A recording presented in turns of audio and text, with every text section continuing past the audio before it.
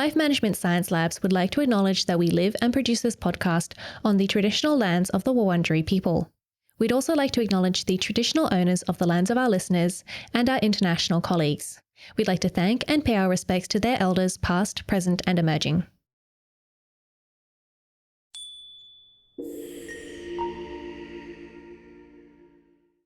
Hi everyone, and welcome to On the House, the Household Management Science Insights podcast produced by LMSL, the Life Management Science Labs. We are champions of life management science, providing structured insights informed by science and inspired by practice on key aspects of conscious living. Each week we bring you scientific and practical insights on each element with the expert knowledge of professionals in the field. I'm your host, Gabriella Yastra, coming to you from Naarm, Melbourne, Australia. Let's begin. Hello and welcome back to the show. Restaurant menus are fascinating. They serve as a sign of the times between the dishes on offer, price tags that come with it, use of language, graphic design, and more. But on the more personal front, they can serve as documentation on the food that you've enjoyed and can provoke ideas on what to whip up for the week, although this fact is sorely overlooked. So in this episode, we're speaking to food history expert Paul Freedman, who is also the co-author of Bite by Bite, American History Through Feasts, Foods, and Dishes, and Side Dishes, sorry about that, and editor of Food, The History of Taste. I'm thrilled to have this opportunity to talk about food history. It's so fulfilling to know where your food comes from and what earlier iterations of them looked like. So welcome to the show, Paul. It's great to have you here. I'm so glad to be with you. Yeah, I'm really excited as well. But before we begin, tell us about your background and what sparked your interest in food history and documentation. Sure. So actually, my day job, my real job, is not as a food historian, but as an historian of the Middle Ages. I've taught at Yale University in the U.S. since, for a long time, let's say. And so I was hired to teach basically European history from the fall of the Roman Empire to 1500. And that's most of what I do. Beginning about 20 years ago, I became interested in the history of food as a way of looking at cultural history, at the things that are important to people, both in terms of their survival. Obviously, food is a necessity, but also in terms of culture, what kinds of food people prefer and how that's changed, and how those fashions, some of them seemingly frivolous, have affected history. So I became interested in menus in restaurants and in particularly modern and American food history. Really, I have these two interests that are connected, but what has been most of my work recently has been on why we like the things that we like, why restaurants are popular, and in connection with our conversation, menus, because it was really menus and an exhibition at the New York Public Library of their menu collection, some few of their 40,000 menus, that really sparked my original interest. Yeah, that's really interesting. So, why don't you share with us a fun fact or an example of a dish that we all know about that has cultural intersections as well? Well, lobster, for example.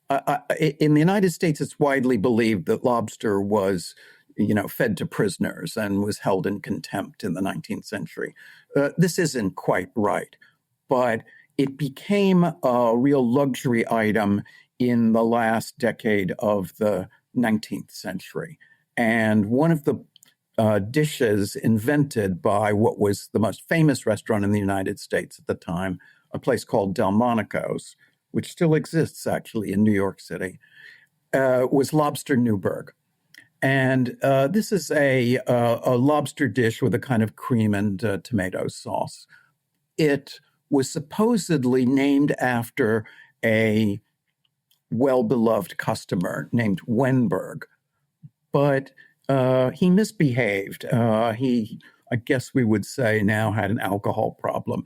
And they banned him from the restaurant and changed the name to Lobster Newburgh. At least that's the unsubstantiated rumor. And beginning around 1900 and continuing to this day, lobster in the US was kind of one of the classic luxury dishes, and even a kind of fancy restaurant that was fancy but kind of not straight-laced, the kind of place a man could bring his wife or someone who wasn't his wife to. These were called lobster palaces. Yeah. So this is part of the kind of tradition of American fun dining. That is so interesting. I can't wait to jump right in and learn more. But before we go further, I'd love to get to know you better. So this is Have You Met Paul? And my first question for you is, what is your favorite book? Well, I guess I love mystery stories more than anything. So in the favorite book, but I don't think the wisest book, I've got to say something by Agatha Christie, probably The Murder of Roger Ackroyd, her probably most famous mystery story. Maybe a little more serious. A book that I've read multiple times is Lord of the Rings, Tolkien. That's not unique to me, but I guess those are the two that occur to me just off the top of the bat. Yeah. And what's your opinion on how the books compare to the Lord of the Rings movies? I was afraid to see the movies because I was afraid they were going to kind of wreck my mental world that I had formed. And they didn't do that. And they have some very neat effects and are faithful to the plot. I had, I guess, two objections for what it's worth. One is, in order to appeal to guys, they exaggerate the war scenes and prolong them. The other is the beautiful places, or the places that are supposed to be beautiful, like Rivendell or Lothlorien. I don't know, somehow they seem to be like spas. They seemed like fancy hotels out in California, and not the. But of course, it's very hard to do those kinds of magical effects. Yeah. But I liked the films. I saw them, and I saw them more than once. Yeah, probably for its time as well, it was pretty impressive. But as for movies, have you enjoyed any recently? The one I've enjoyed the most recently is Conclave. I don't know if this has opened yet in Australia. It's about a papal election.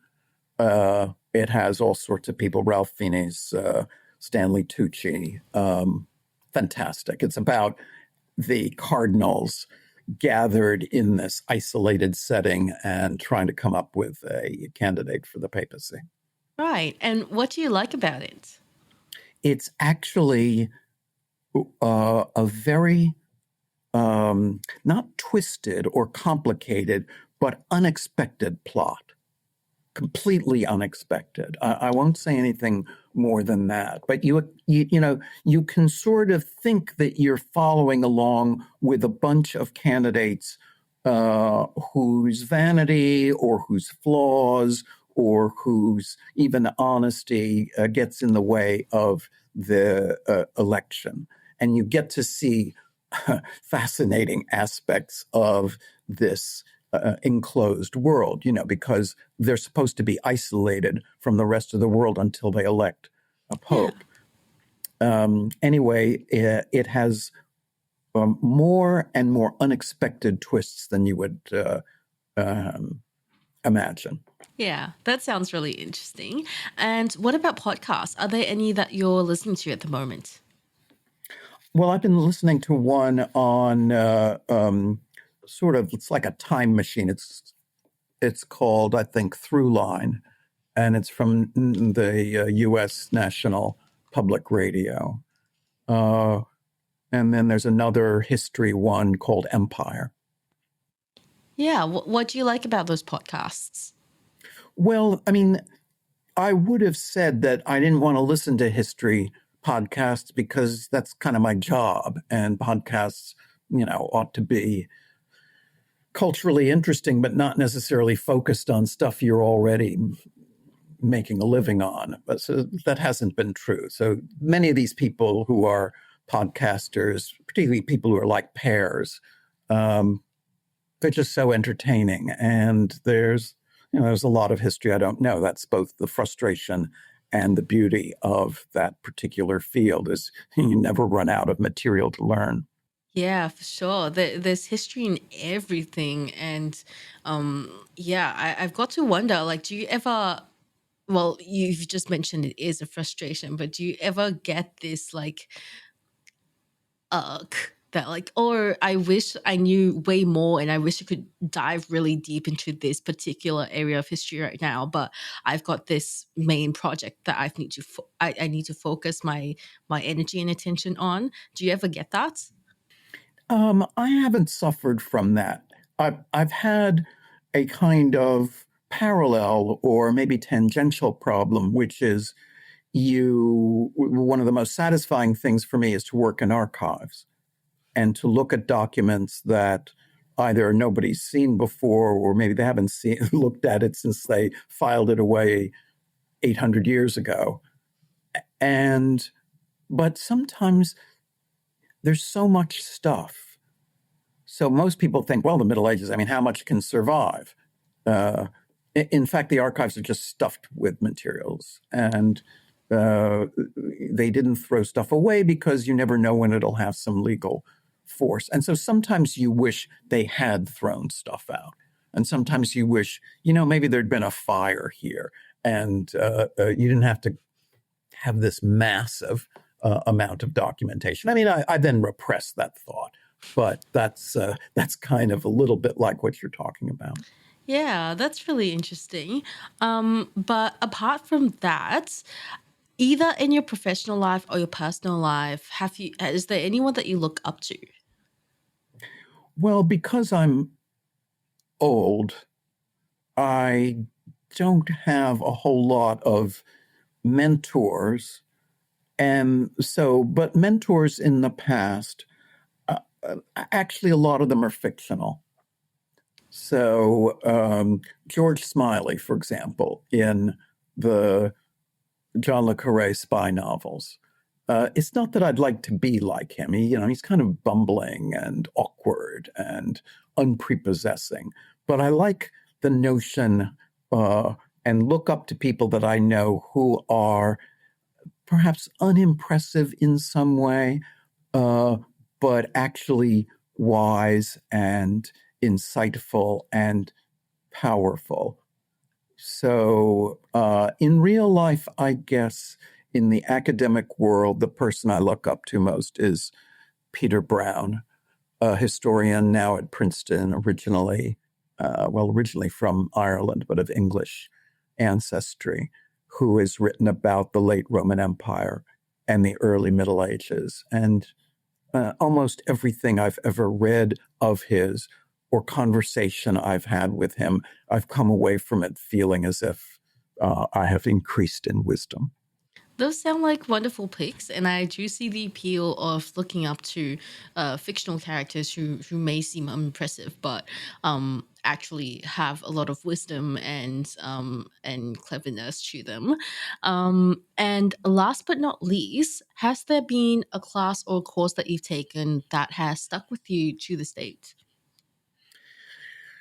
I guess a course on St. Augustine that I took as a graduate student, and by the way, didn't do very well at. That had about 15 people.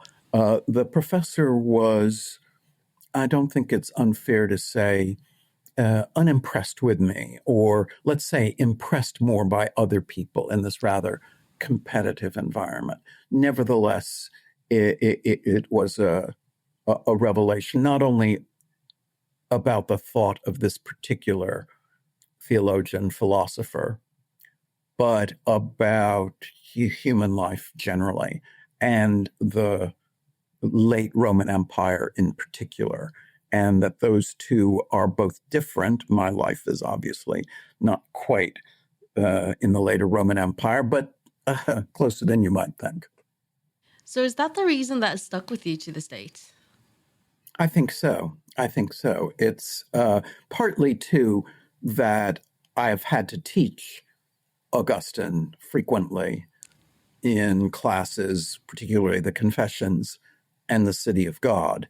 So I've made use of this material, but the particular professor, who is quite eccentric and just devoted to the topic, I've never been able to quite duplicate that level of endearing fanaticism. Well, hey, you're your own person, so Exactly. I think that's fair. I'm easy with that. Yeah, that's reasonable. Well, thank you for sharing about yourself. That was such a pleasure. But now let's move on to the interview, the main interview. And for starters, how would you define household management? Well, I guess it depends on how big your household is. Obviously, if you have small children, the household management tasks are much greater or much more confusing. But in general, it's both trying to keep chaos at bay, management in the sense of cleaning up or ordering, and then management as a form of personal fulfillment, of a relationship with your personal environment and the environment of the people that you share the household with. Yeah. And how would you define food documentation? Well, food documentation is a good example of this balance between fulfillment and chaos. So, for example, I cook a lot. My wife also knows how to cook and is quite good at it, but I guess I do most of the cooking for the two of us. And over the years, I've accumulated a huge number of recipes, and the technology and ways of saving these things has changed.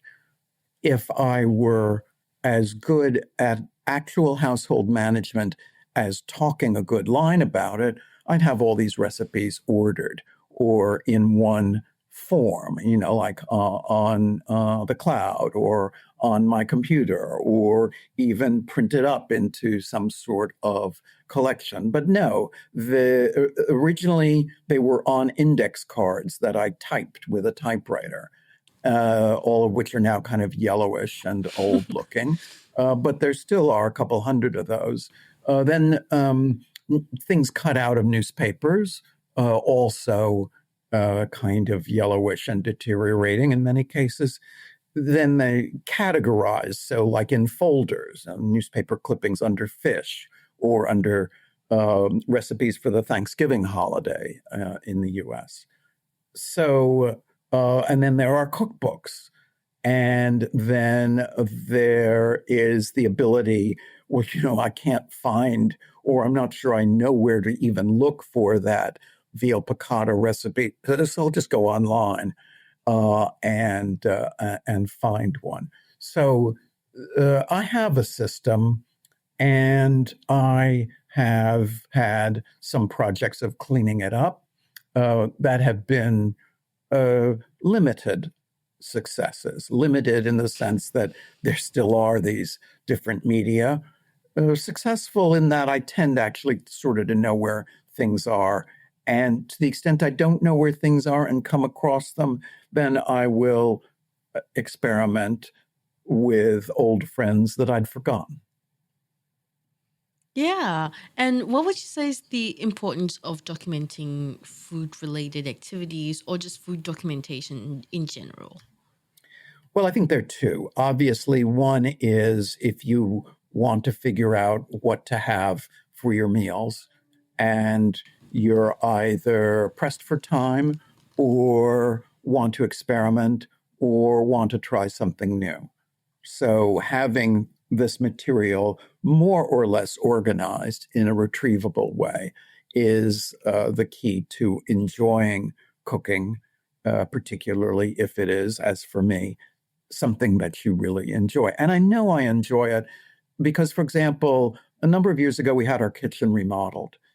And in doing that, it required that the stove and the refrigerator were moved to the basement.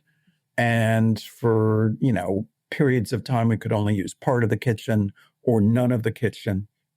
And I had told my wife, look, we're just going to have takeout or delivery for a while. And that was my expectation. But in fact, I cooked stuff in the basement anyway. It was in this time of year, actually, the cold time of year in the Northern Hemisphere. And nevertheless, cold as the basement was and inconvenient in many respects, though it was, I just cooked much more than having stuff from outside. So that must mean it has some fulfilling. The other part, though, besides just day-to-day dining, is to have a documentation of the meals you've had that are interesting, not necessarily very special, but I have now maybe 15, 18 booklets, the sorts of things that people used to use for appointments or telephone numbers, in which I would record restaurants that we went to, and not the menu, not the whole menu of the restaurant, but what we, whoever I went with, ordered. This began as just a way when someone says, oh, have you been to such and such a restaurant? And I have, but I can't remember what I ordered. Oh yeah, it was great. What did I have? I can't remember. So this is useful in that sense. But now that I've got 24 years worth of these and hundreds of them, they really are, in their own way, historical documents. I can see when kale first became popular, or when tiramisu or chocolate mousse kind of started to fall out of favor, or the first African restaurant that I went to, or the advent of Korean avant-garde and fried chicken places in the New York area. So I've kept them for particularly trips abroad or to different cities where, you end up dining out a lot, but also for meals that I've taken closer to home. Yeah. And how often do you refer to these booklets? Well, refer to them as in reviewing their contents. Not all that often, but maybe a couple times a month. Yeah, well, I think that's pretty frequent. It's better than just, keeping stuff that you never look at again, which is the bane of household management, isn't it? Yeah. And on a more general level, how would you say food documentation can help us to understand our relationship with food and, by extension, household management? Well, it certainly shows you what you like, and maybe a little bit what you thought you liked but no longer do. It also is something that your friends, children, grandchildren may actually find fascinating and important. So I was asked to write an introduction to a lavish publication of the cookbook of a woman that I knew who lives in Holland, but who is of Chinese Indonesian descent. And her mother kept a cookbook with recipes written in Dutch mostly, but also in Malay, Indonesian, as it then was, and with a little bit of Chinese. I think she started this collection in the 1930s and died in the 1990s. So it's a not very long cookbook, but it reflects the tastes of what's the Peranakan Chinese Indonesian cuisine. It has just a fascinating kind of cultural meaning. Of course, to my friend, her daughter, this was published in Dutch, English, and Indonesian, and with very lavish and beautiful pictures. And it is, I think, meaningful to an entire community with a long culinary history, and one that is not threatened exactly, but certainly needs to have documentation and a serious effort at preservation. Oh, 100%. I actually have been on a journey myself to kind of recover some of the recipes that my grandma used to use. But the unfortunate fact is that she was one of those who kind of just cooked by heart and never really documented anything. And after her death, unfortunately, we only started really trying to document what she made towards her later years, and we found it really difficult past her death to find all of these documentations, and we've kind of had to look online for some references as to like what exactly she's doing, because she would tell us what she's doing in Chinese, and we weren't really familiar with some Chinese cooking techniques. And so we kind of have to like see what she's doing and telling us, and then make sense of it with an external source and kind of piece them all together, which it is exciting in it of itself, but it surely would have been helpful to have. It's frustrating, Yeah. I know. On the other hand, it may be that if you had asked her, she would have given you rather non-helpful answers.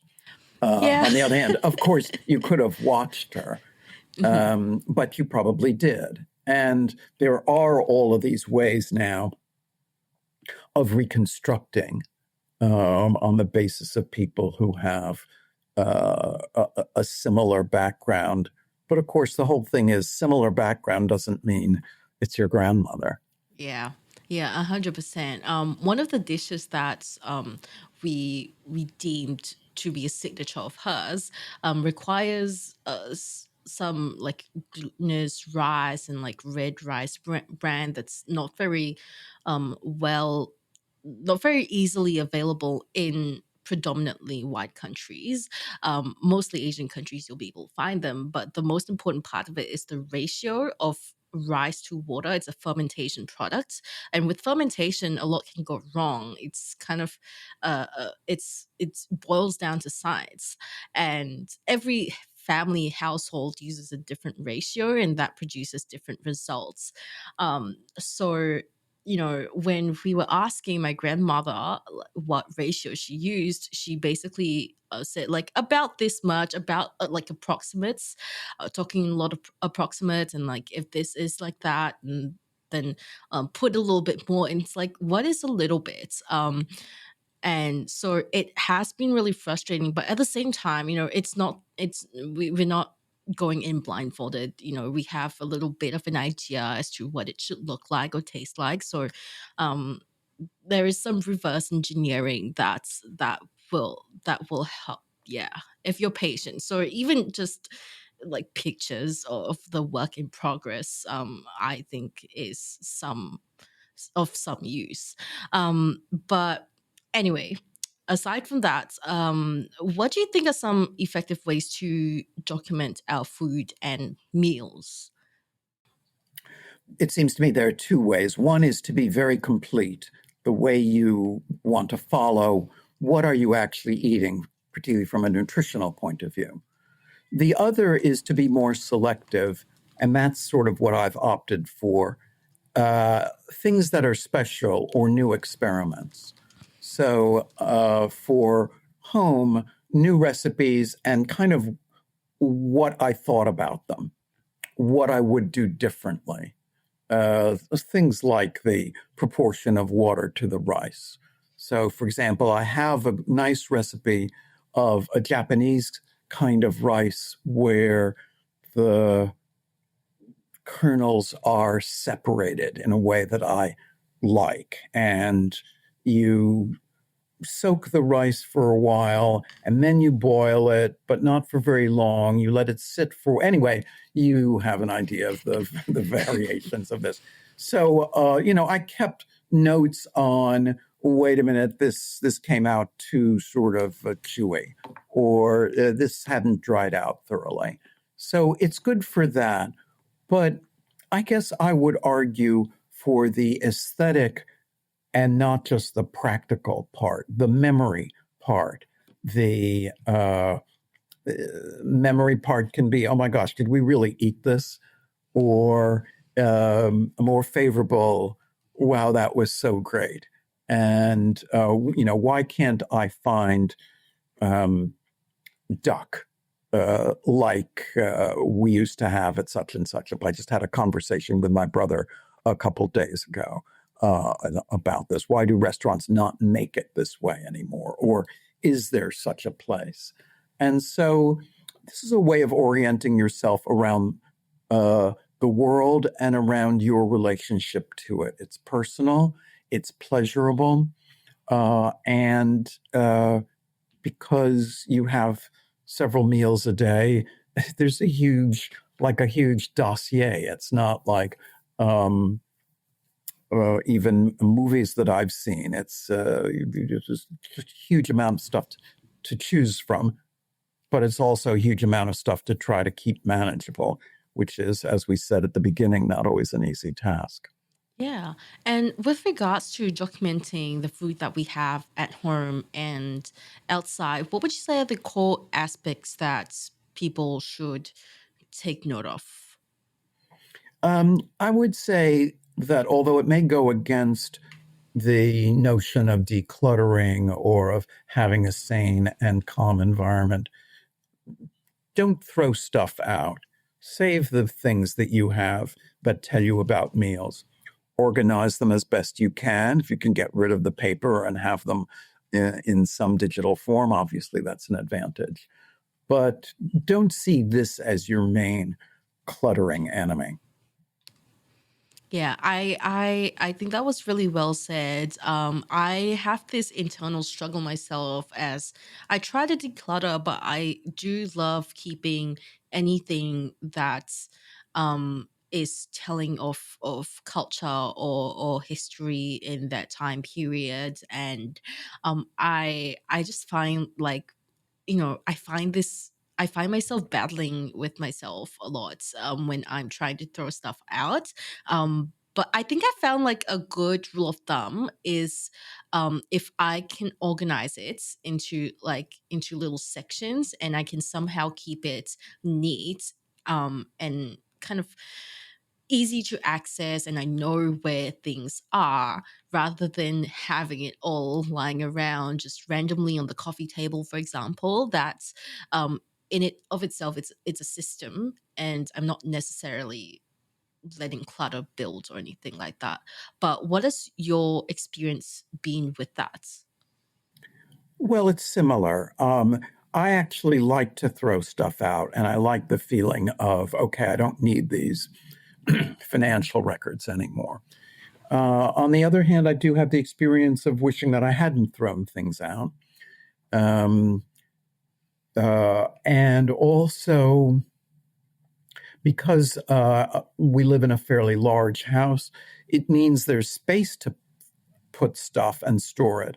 But then it does tend to mean that there are things stored all over the place. And so, like you, I have a kind of internal conflict or dialogue.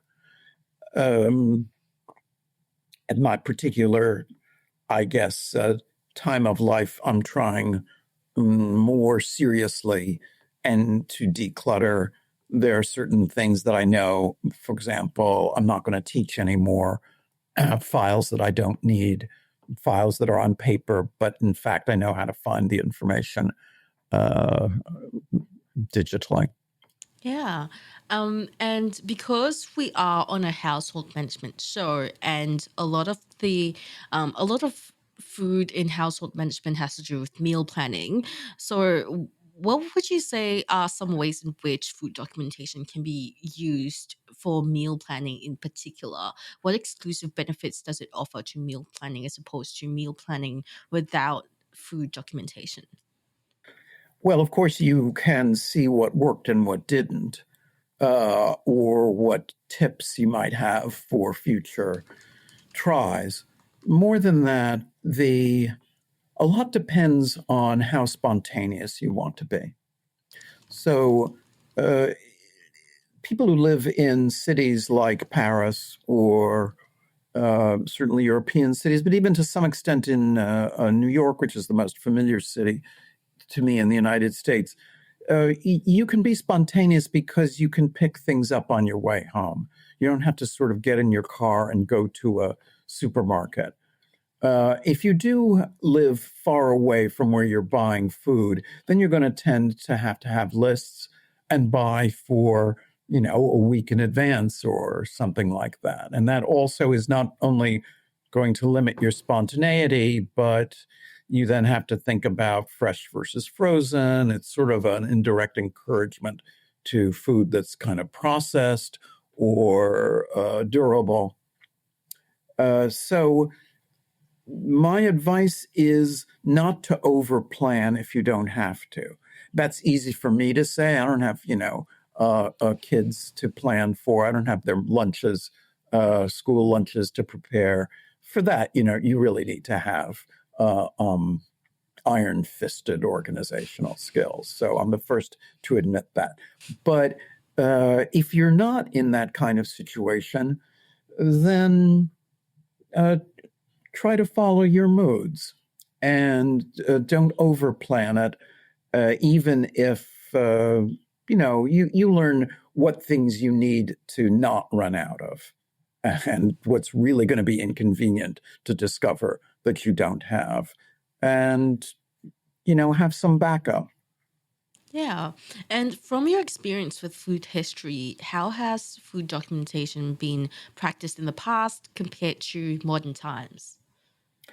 Well, there are more people in the past who are like your grandmother who cooked on the basis of accumulated knowledge and experience rather than following directions. We have from the Middle Ages, for example, basically from between 1200 and 1500, there have survived about 170 cookbooks. And these are hard to evaluate in some ways, like who wrote them and who was their intended audience. They often have no measurements or very little information about timing. They're quite elaborate and show-offy. They seem to be written by cooks from princely courts. Maybe their intended audience was other cooks. This is how we do it at the court of the King of France or the Duke of Savoy. There are cookbooks, though, for a non-princely audience. Sometimes they give directions about how long to cook something. Often, since they don't have clocks, or clocks are just coming in, they're prayers. Do this for 3 Our Fathers. Common prayer that everybody knows. Recite it 3 times, and that's about how long to simmer this. But these have a little more commentary, instruction. The other difference is that the cookbooks for well-off but essentially ordinary, non-aristocratic people involve a lot of preserved food. So salted, dried, pickled, charcuterie. The aristocrats don't like that. They like only fresh food, except maybe game. But things like salt cod are for the people who are well enough off to afford it, but not the rich. The rich want fresh fish all the time. Yeah. And what are some lessons that we can learn from how food documentation was practiced in the past, and how can we apply them to household management? I'd say exuberance. One of the things that's lacking in a lot of sort of health-related or nutrition-related recipes and popular culture is seeing food as kind of, if not your enemy, as an adversary that needs to be managed. And the lesson of these cookbooks, of course, we only have a selection, but the lesson is they've got an incredible number of species of fish, for example. Well, they had environmentally less pressure than we do. But they also have more servants, and the kind of person who is able to afford to refer to a cookbook is going to have. I mean, in one case, we know the anonymous author of a book from about 1390 called The Ménagier of Paris. So he seems to have 12 servants. But he knows a lot about food. He knows a lot about cooking. He certainly is not someone who just sits in the dining room and waits for the food to be brought to him. So that kind of knowledge, that kind of, really, you can say, passion. The guy, has instructions for his wife about how to go to the market, what to look for, common kinds of, not frauds necessarily, but how to make sure that the fish really is fresh, for example, and ignore what the seller tells you. Yeah, that's really interesting. Well, thank you so much for sharing all of that. It's been such a pleasure to pick your brain about this. Now, let's move on to the practices and habits section. This is more about the everyday application of what you've shared with us. So, what is a habit that you'd recommend practicing when it comes to documenting our food?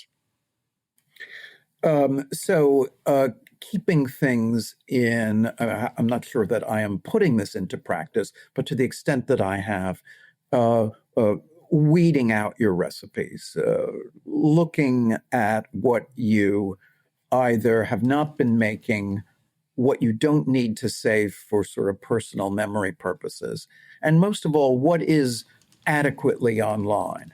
That's a judgment call.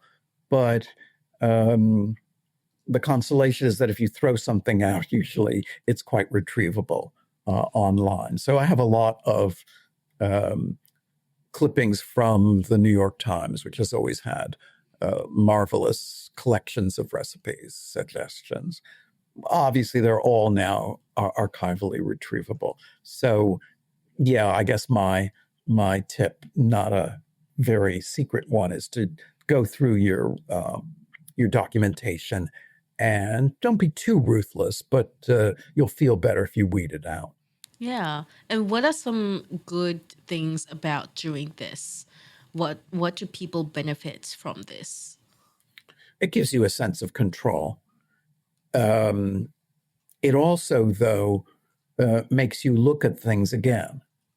Oh, wow.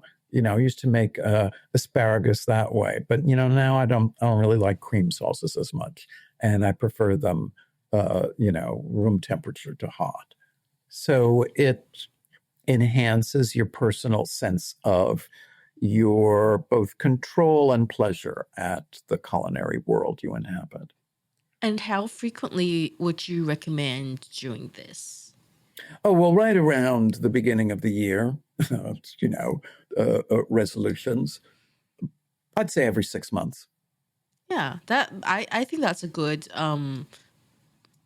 ballpark of time, 6 months to a year. Most people will try to aim for 6 months and end up doing it And sometime a end of the year. year, Correct. probably. Correct. But yeah, a year seems like a good amount of time. Um, well, thank you very much for sharing all of that with us. It's been such a pleasure to learn more from you. Now let's move on to the open mic section. This is your chance to talk about anything that you're passionate about, and it doesn't have to be related to the topic. So the floor is entirely yours. Please take it away. Okay. So I said before that what really interested me in food as a subject was a menu exhibition at the New York Public Library. And so menus, as you said at the beginning of the program, are documents that are not just information, they're advertising, they're marketing, they're culture, they're sometimes very minimalist, but sometimes decorated and artistic design monuments as well. They really tell you a lot about history. For the United States, the first menus that really fascinated me were from the New York Public Library collection. Their oldest is from 1843, and it's for a ladies' restaurant. So it's a restaurant at a hotel, at a fancy hotel, where they had a space called a ladies' ordinary, where women unaccompanied by men could dine without, being bothered or being mistaken for prostitutes. And if you look at this menu, there's absolutely no sense that women like food that's different from what men like. So this menu has things like hearty dishes, pig's feet, sauce poulette, calf's head with brain sauce, kidneys sautéed aux fines herbes. And so one of my first interests in menus was, when did it start that women were supposed to like a different kind of food from men? And from about, in the United States, the 1880s, the first food that is gendered seems to be ice cream. So it's not that men don't eat ice cream, but that women are supposedly particularly fond of it. And then this changes by 1900 into women like sweet dishes, but also very light, and to use the word that they employed then, dainty entrees. So salads, sandwiches actually were originally female. Things with cream sauces, things with white meat and not sort of red meat. And then the things that were thought to be slimming. So I remember my grandmother used to take me to one of the restaurants that I wrote about in a book called 10 Restaurants That Changed America. So this was a restaurant that catered to women, and catered to women like my grandmother. It offered light entrees, things my grandmother would order: cottage cheese and fruit, for example. So she's having a delicate, non-fattening main course. And then she'd order a sundae or a banana split or some elaborate dessert. That was what, in the 20th century, restaurants thought women liked.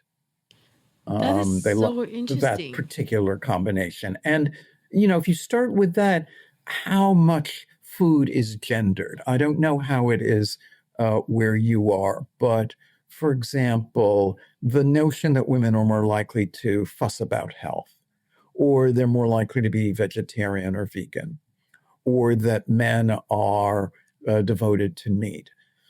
So there was a funny article a little while ago in the newspaper here that there was a kind of mini trend of young women going out with guys they'd just met and ordering steak. So they're ordering steak in order to signal that they're not fattists, that they're not obsessed with or preoccupied with health or nutrition. It's not that the guy really cares about what the woman is ordering for herself, but he's skittish about her telling him, "You don't want to eat that. What are you ordering? That's not good for you." What she's signaling is, "I'm happy. You want the fries with that? Go right ahead." Yeah, that's really interesting. And I wonder how much of it bleeds into today's society because, I am one to get a good summer pale ale, a tropical beer, something like that. I think it's really nice and fresh and summery during the hotter months, very refreshing. So whenever I'm out with my partner to a bar and I order the beer, he doesn't love beer so much, so he always orders a cocktail or some wine, and we often get our drinks mixed up. Always, of course, Yeah. absolutely.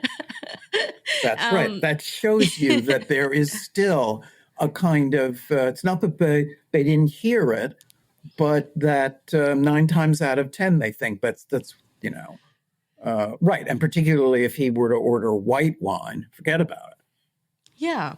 And on your point about menus from the past and being, like I said, a sign of the times, I did actually see something online. It was this waiterless restaurant menu. Basically a menu for waiterless restaurants, and that seeing that was like a window into the world of the past, and realizing there was a time when fast food wasn't a thing and it had to come from somewhere. So yeah, I just find it really fascinating that menus can serve as a glimpse into the past world. And I am just absolutely so fortunate to have talked to you about food documentation today. I found it very enlightening, and I hope our listeners did as well. So, if they want to learn more about what you've done, what you do, where can they go? Well, Google my name, I guess, and my university, Yale. I don't have a very ambitious personal webpage. I'm on X at Mornay PHF. Mornay is a sauce, Mornay PHF. They can get in touch with me through my email addresses on the Yale History Department website.